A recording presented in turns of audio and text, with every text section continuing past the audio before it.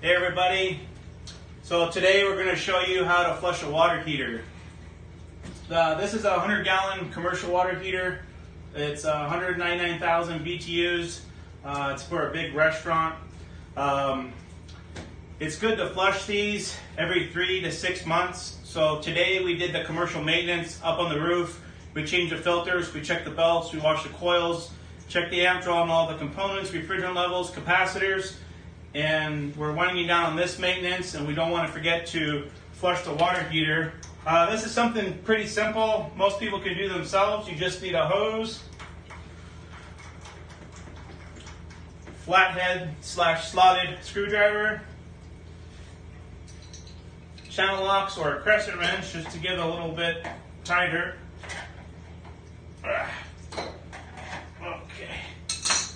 Find a drain or a place for the water to drain out. In this case, we have a conveniently located a drain right here.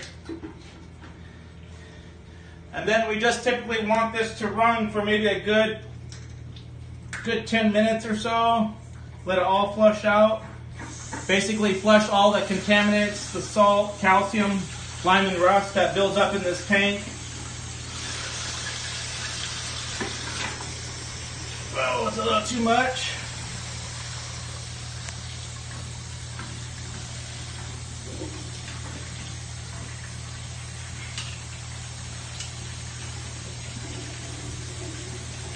And that's basically it. Just let it run for 8 to 10 minutes. It just flushes all the debris that builds up in the bottom of the tank.